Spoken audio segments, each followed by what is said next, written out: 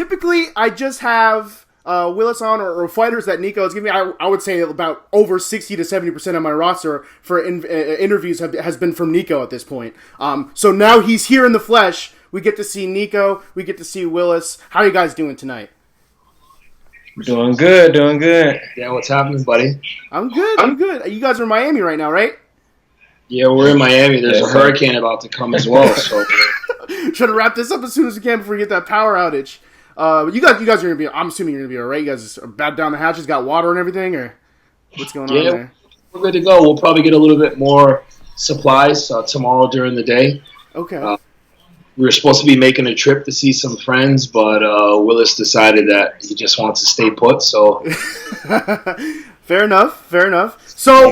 So we have a little bit of an agenda today, and I love the agenda as much as Willis is a kind-hearted individual. We want to stir the pot today. I want to stir the pot today in the WXC, and also I want to talk about what Nico does. Nico works for First Round Management, and if you don't know who First Round Management is, they represent some of the biggest names ever in the MMA. You guys branch off in the NFL. I see some guys on the First Round page. NFL. I personally, I don't represent NFL players, but there's quite a few agents in the agency that do. Right. Yourself included in the mix. Nico's one of the best representatives in the business you can get. The best. We'll say the best. Yeah. I mean, like, if anyone else wants to refute it, you know where you guys. My guy Nico does Muay Thai. You can fight him for it. You can fight him for the title. I don't do too much training anymore, but yeah. He can still throw a mean head kick. Don't let him. He's out there. That's great. Oh, speaking of Muay Thai, and I was on your Instagram. I was creeping on Instagram for some material, Nico, and I saw you in a picture with Joanna Jędrzejczyk. What's your relationship to Joanna Jędrzejczyk? Man, I know Joanna for years. I know her when she was, just starting in Muay Thai. She used to be trained by a really good friend of mine, Ernesto Host, back in Holland in like 2007, 2008, around that time. So I know her a long time. You've been in this business for a minute, and I even seen a recent picture of you with Colby Covington, and I see the messages and selfies with Colby. You're out there hanging out with Colby. You're out there gambling with Colby.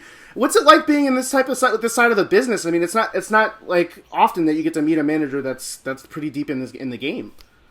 I mean, I've been in the game a long time. I started off managing kickboxers, Muay Thai fighters, K1 fighters in Japan, Thailand. Back in the 90s, 95, 96 is when I really started to really get into the game. And once Thai boxing started to die a little bit, I decided to come to the States and just focus on MMA. So right. That's what I'm doing now. I mean, he reigns true to the name. Like, First Round isn't just like a cool sounding name. Like, a lot of these guys that are represented by First Round are finishers in the First Round. You have a lot of guys in Canada too. You have Pat Pitlick coming. I only have killers, man. You only have killers. Yeah.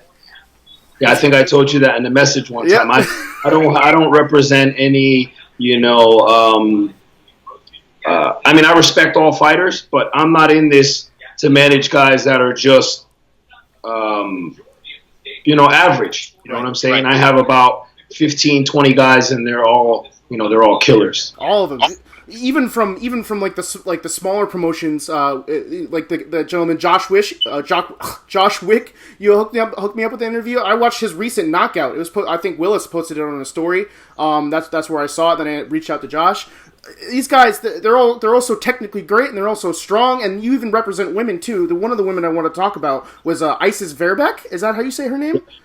She's a melter. Melting the pads. Champion. Yeah, she's a Muay Thai champion, and she's signed to Invicta. She's only got one fight, but I mean, she's probably got about 50 or 60 pro fights, kickboxing or Muay Thai fights. How old is she? Isis is like 23 now, 23, 24. She's still young. 60 bouts? Yeah, well, in Holland, they start early. Guys turn pro when they're like 16 or 17. Wow. You fight a lot. It's not like an MMA fight and a Muay Thai fight. As long as you don't get cut, you could fight maybe once every 6 weeks. So you got guys that sometimes fight 9-10 times a year. Right. It's not crazy to fight that many times. So wow. You get up there. I have another fighter that I've been working with for many years, a guy called Wael Karumi. He's probably like 25, 26 now. He's got 60 pro fights, probably like 40 KOs. He wants to do MMA. God. He's just busy with the kickboxing still. That's wild. Yeah. So Isis Verbeek was one of the people. Instagram's one of the greatest tools for inspiration and for I guess attention in the world, because that's how I found out about Isis Verbeek is through Nico in first round. You also had mentioned somebody by the name of Uros Medic. Uros Medic. The Doctor Medic. So can you give me a little bit? He's from Serbia. How are you reaching so outside of the country? Is it how do you where do you get these resources from? Is that a trade secret? Am I allowed in on the trade secret here? No, I just I know a lot of fighters from Europe. I spent a lot of time in Europe, so I happen to know Euros. I signed Euros through a trainer in Alaska called Giovanni, and he's one of Euros' coaches. And he's also the coach of another guy I have up in Australia, Alaska, called Primetime Patrick White. He's a good fighter. You'll be seeing him in the future as well. And Uros Medic is tall southpaw, 6'1" southpaw, kickboxer, finisher also. And he'll be I would say he should be in the UFC in another four or five fights, as well. He'll be going to the UFC. Willis will be going into the UFC. Austin Tweedy will be going to the UFC. Josh Wick, Justin Gonzalez out of Colorado, 10-0, undefeated, is injured right now, but he should be back in the first quarter of 2020. I got a guy called KB Buller from Canada. The Bengal. Yeah, man, he's a monster. Another big southpaw, 6'4", 185. He fights middleweight, but he's a southpaw. So this part of the game is very interesting to me too, as far as the management side. In a lot of ways, I liken it to the NFL way. I feel like a lot of the ways you're going to get a lot of these people over from other sports or watching other sports is to make analogies to their sports. And the NFL and football is one of my favorite sports to watch. So one of the things that I love about every year, like you get to look at rookies and you get to look at the next upcoming class as far as scouting goes. How does scouting work for you in these scenarios? I understand that you've established these pipelines through people that you know in Europe, fighters that you know in Europe. I know you're one of the few managers that also travel to a lot of these locations. So I see that you travel some fights, yeah, but so some guys you see that way, but I mean you scout them on MMA sites as well, like Tapology, and I'm a student of the game, so I'm always looking. I'm always watching fights. I'm on YouTube. But a lot of the guys I know already. I mean, especially the UFC guys. I know pretty much everybody in the UFC, right. And a lot of the regional guys. All my regional guys are all champions. Willis, right. Gonzalez, Josh Wick is like a 3 promotion champion. KB Buller is going to become champion up in Unified. Pat Pitlick was the champ there.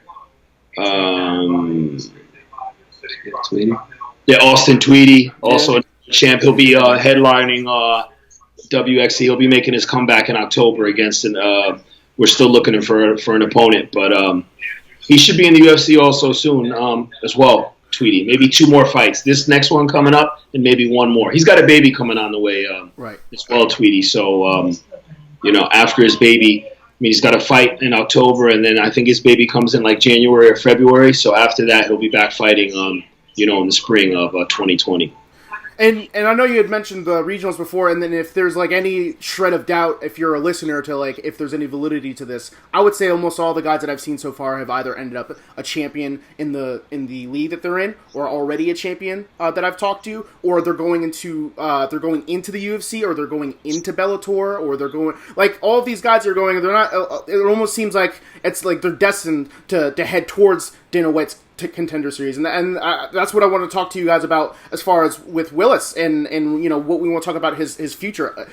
I've talked about with Willis before. Aside from memes, half of our communication is memes, but the other half is what he plans to do. So I wanted to break that down a little bit. So we're having some difficulty finding Willis fights, right? People seem to be ducking out. Some people seem to be calling out the head of the WXC in the welterweight division, and it seems like when it gets to that point, someone pulls out, someone gets injured or they withdraw from it, whatever the thing is. I have 4 lists on my, or I'm sorry, I have 3 names on my list so far. I have Mikey Gonzalez, Evan Cutts, and Bobby Nash. These are all people who either had signed contracts and then they withdrew, or they were aspiring to have that contract signed.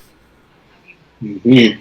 So, I mean, I'll let Willis. Oh, they ducking. I heard that somebody on that list said, this fight just doesn't make sense. I got a lot to lose. He got a lot to gain. You damn right. But we fighters, that's what we're supposed to do. We're supposed to fight. You know what I'm saying? If you next in line for the title and you want to come take the title, don't hope that I lose so you can come get the title. Be ready to fight whoever holding the title. right. And you're supposed to be the biggest name in Michigan. Like, come get it. You know what I'm saying? Don't tell me after you get the contract in your hand that you got an injury from a pre-existing fight. Right. Because that don't make no sense to me. Why did you even accept the fight if you had an injury from the fight before? I don't want to be one to hear stuff like that. Now, I've never really been one to push the envelope, but I also have. So I want to be clear about who you're talking about. Who exactly are you talking about? I'm talking about Bobby and Evan Cutts. Bobby and Evan Cutts. So we fought in the past, me and Bobby, and when I was about 12 months in as an amateur. Right. We had a 4-round war, and I didn't answer the bell. I didn't come back out for round 5. Now I'm conditioned. I'm ready to go. I'm on a pro level. Mm-hmm. I've been fighting for about 6 years now, and I don't see him. Right. And it's very interesting. So like if you watch this, there's a lot of tiers to this, right? So I myself have Fight Pass. I watched that fight. Beautiful knockout. I talked Willis's ear off for days about it. The way he set it up with the leg kick, the body kick, and then stepping back and finishing over. If you haven't seen the highlight, it's on my Instagram. It's on your Instagram. It's on Nico's. It's out there. It's a brilliant knockout. I'm sure it'll be a contender for UFC Fight Pass. Sign up for your 7 today. Exactly. There you go. But you had got that win, and I think either after that fight where Bobby Nash said, "I want to fight the best. I want to fight the best people out there." Accepted the winner of the bout. He said he would fight whoever won for the title next. I won. He continued on to say, "Yes, I will have a good fight against Willis. I'm prepared mentally, and I'm ready to go. Maybe October, November." Have you heard any rumblings as to why? Aside from him saying the fight doesn't make sense, is there any other rumors out there as for like what? Because that doesn't make it even to the consumer that doesn't make sense, right? Because you're the champion, so if you want the best and you're winning, then the next step for you is to fight the champion. You couldn't do that anywhere else. You could absolutely. I'll explain a little bit. I'll explain to you what I think it is. Look, Bobby Nash went to the UFC. He lost 3 times. He got cut right away. He comes back. He gets 1 win in WXC. It's difficult for him to,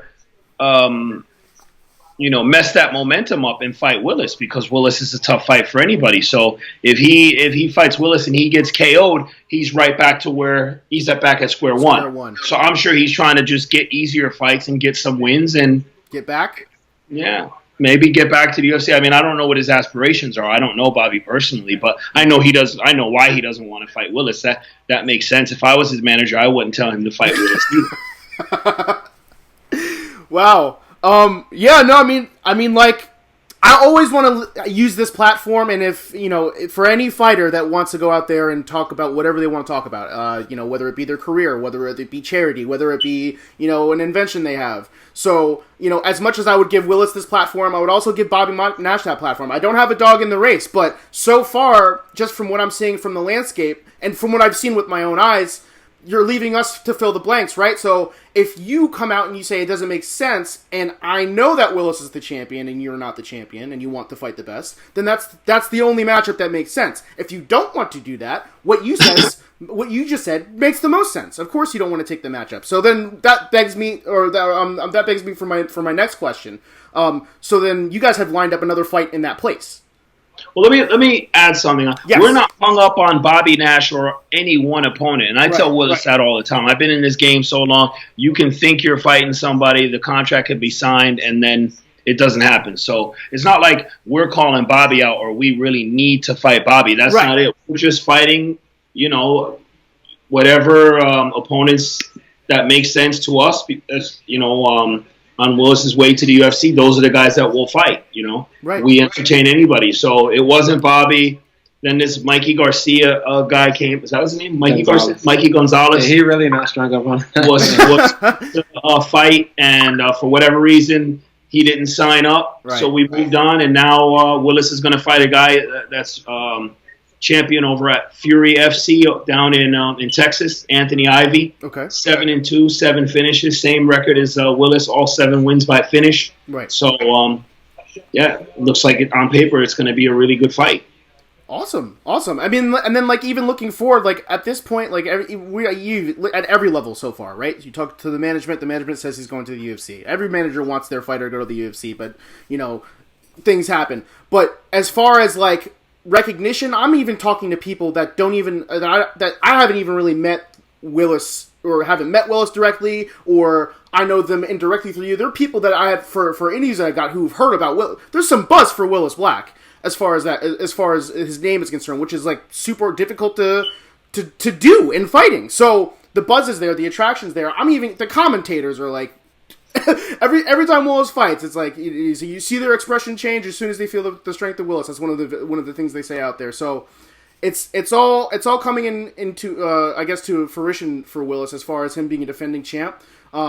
Looking forward, is that something that you're interested in going over to the Dana White's Contender Series, or is that something that we're not looking past for right now? We're worried about this fight for right now.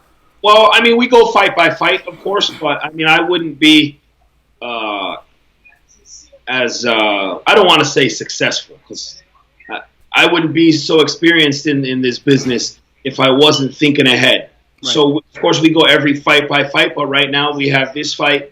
Willis is going to fight in November at WXC. He'll make another title defense in 2 months, and barring that that he comes out healthy, he'll fight in November. Then he'll have the rest of the year off. Thanksgiving, Christmas with his family, his wife, and his kids.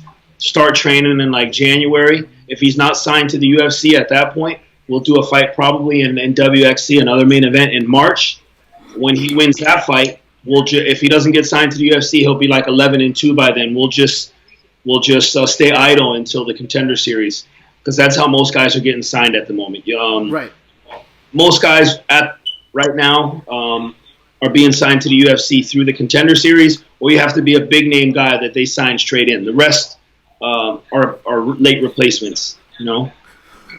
Yes, and then also the pathway to get there. I was even talking to Willis about this before. I asked him, maybe not in the same way, but I asked him, how would you feel about fighting other champions from other Fight Pass championships that exist or divisions that exist, right? And he's fighting a champion from Fury FC. Right, Anthony Ivy, and that's what I want to talk about too. So this is so good for your brand, and then also just for your for the radar. This also makes sense. So I understand when Nico and when Willis say we're not hung up on Bobby Nash, because you're already working on that next step going further down the line. You're not going to find that next step further down the line not beating champions, not beating the top level guys, and whoever it is, we're just right now on Willis's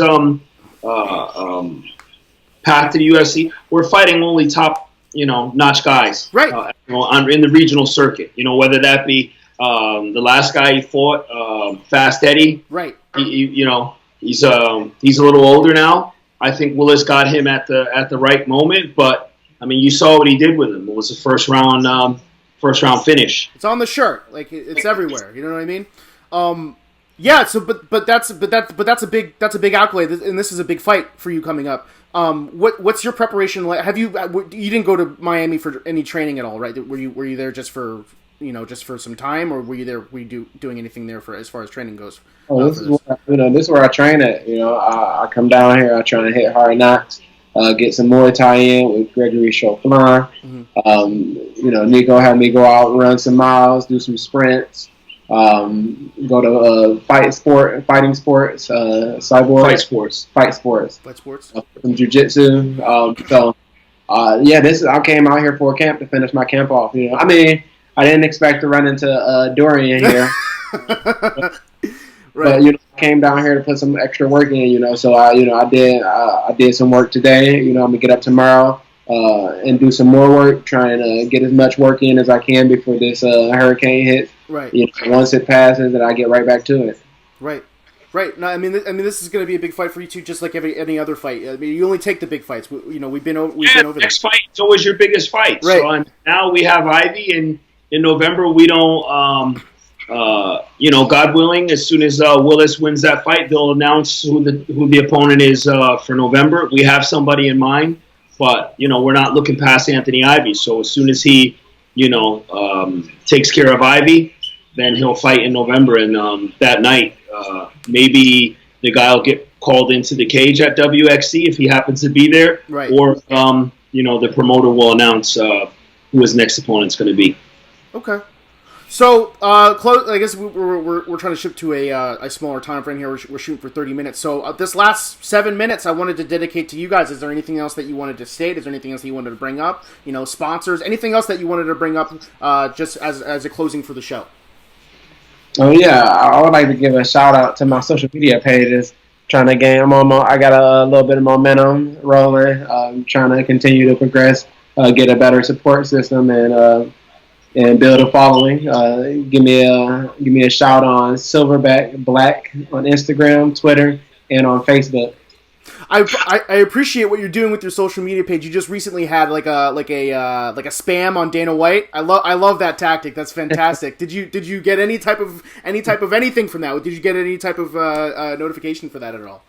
Well, I had a lot of fun with it. I tell you that. I had my fans had fun doing it. I still, even today, I had somebody that was spamming Dana White on my page today, so I still have some fans in my support group still doing it. That's great. I think it was pretty awesome to see how many people came together to try and help me out with it. It's phenomenal. You had thousands of notifications, I'm sure. As far as that I know I did. It was a great time. And Nico, yourself, did you have anything else to add on? No, man. I mean, when the next big thing comes, I'll be giving you a call so that you can interview him. Okay. Hey, listen. I want to shout out California CBD, my boy Paul King. He's the CEO, Cannabis CEO is his tag on Instagram. He provides all my fighters with CBD. He's a great sponsor. He sponsors Colby Covington, my guy Colby. We're just moving into a deal with Willis as well, and he'll be sponsoring a lot of other my fighters. So big shout out to Paul from California CBD. Do you guys use their CBD products? Oh, absolutely. Which would you have? Because I'm actually looking. I'm not. This is not even like a product placement. I was literally in a store today just for looking for CBD for my dad because he's got like arthritis in his hands. Do you have anything in particular for that? Because he played football and it's a lot of nutrition stuff like that. You have the CBD cream. You have the drops. You have some capsules as well. He's got some CBD. The electronic pen with CBD. When we get off, Trey, send me a text, and I'll have them California send you out a little gift box of CBD, and then you can maybe share that with your dad. Oh, that'd be great. Some sponsorship out here. Listen, who says hard work doesn't pay off? That's right. I appreciate it, man. Yeah, that's pretty much it for me. I'm trying to line up a couple more with Nico and then myself this week. So stay tuned for that. There's actually a woman who's going to be fighting in Invicta soon that I want to get a hold of. So I don't want to count my eggs yet, but she's a world champion, so I want to try to get that out there. And then Nico, obviously, I think you've hooked me up with a heavyweight that we want to talk about soon. And a few other people. Pat Pitlick, I'm gonna try to get him on tomorrow or hopefully this weekend. That's going to fight a boxing match. He's going to be a pro. He's 3-sport pro. He's already, a pro in Muay Thai and a pro in MMA, and now he's going to do a pro boxing match September 7th. And then he should return to MMA December 6th in Canada for Unified. And then in March, another promotion up in Canada called BTC Promotion, where Josh Wick just became champion. One of the promoters there is a really, really good guy called Rob Vevers from BTC. He's going to do an event in Pat's hometown of Kitchener in Canada, and Pat will be headlining that, and Josh Wick will probably come back and defend his title. And who knows, you might even see Willis Black over there. If he's not in the UFC, he might be fighting up in Canada. Oh wow. As well. Wow, that'd be crazy. Yeah. Big move. I'm not against that either. That's crazy. Awesome. We're getting the first scoops here. This is the best show ever. This is the best MMA show in South Jersey. I don't care what anyone says. I'll fight for it. Whatever. Fuck it. We'll put it on YouTube. I seen you getting them rounds in on the heavy bag. I try. Every day. I try. Listen, I can't put the cheeseburgers down, but I can put it down on the bag. It's fantastic. I have a great time. Awesome. Okay. Well, we'll also get Austin Tweedy back on. He'll be making his comeback. He was injured for a while. He was supposed to fight Justin James. That didn't happen. Right. Now the rumor is that Justin James is going to sign to the UFC. I don't know how true that is, but if you don't mind, and this is another tier, for at least for 2 minutes, right? And this is in a similar situation that Willis was in, as far as trying to get this big fight down, at least for the Dana White's Contender Series, or between him and someone else. So there's there's not too much bad blood between them. I think they're going to be okay. But I love the storyline between Justin James and Austin Tweedy.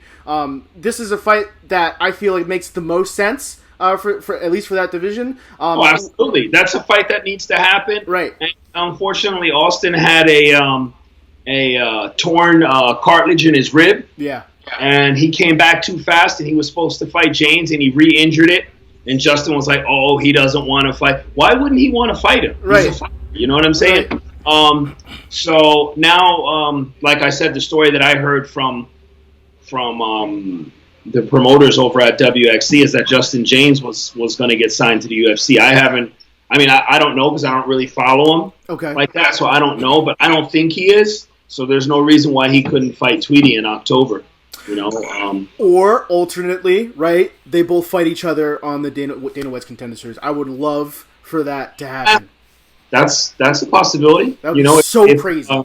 If James doesn't go and he ends up in the Contender Series next year, and Tweedy does as well, it's a possibility that they would fight each other, or maybe even in the UFC. Yeah, but he's going to fight in October. I don't know who the opponent is going to be. The promoters are looking for an opponent for him. Right. So hopefully we have it locked down soon. And then, like I said, November, barring injury, Willis will be back again fighting in November, and then he'll be off for the rest of the year. So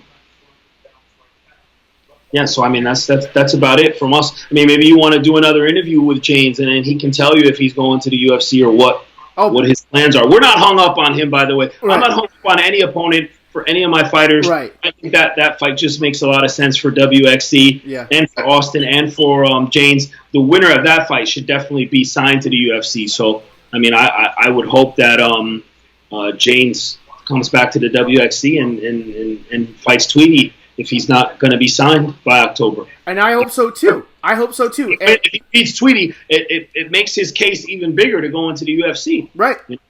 Austin is a serious guy, man. 11-2.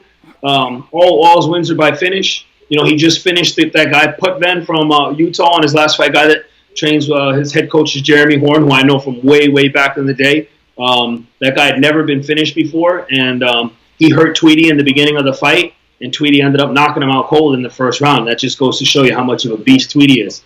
So all this talk from Justin James that Tweedy doesn't want to fight him, I don't understand. I don't get it. The guy got hurt, and then he tried to come back, and he got hurt again. And unfortunately, he couldn't do the fight. But we're definitely willing to fight. I don't represent guys that turn down fights, because if I represent you and I call you and I have a fight for you that makes sense, and you told me you don't want to do it, I automatically release you. Right. So that's Justin James. If you're watching, I don't manage guys that don't accept fights, So, and I know I don't put my guys in fights that they can't win either. So, if I call you with a fight and you tell me, no, I don't like that fight, then I just tell you, hey, listen, maybe you need somebody else to represent you.